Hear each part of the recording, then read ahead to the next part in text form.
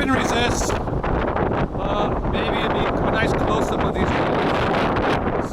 Rising, splashing, would be kind of cool. I'd like to get this one wave. I'll turn away as soon as the wave strikes so the camera doesn't get wet. Anyway, 3, 2, 1. Splash! Okay, that's good.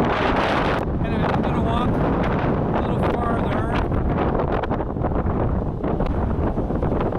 and we'll see how far I can get. I just came from opening ceremony for the first year university students, and it was very nice, and I met a number of my colleagues. It's kind of far to get here.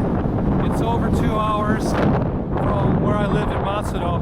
This area is called Chosei, and the train station is called Azusa-Ichinomiya is the name.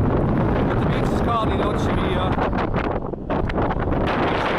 We're over there escaping these really high winds. Anyway, this kind of makes the trip worth it.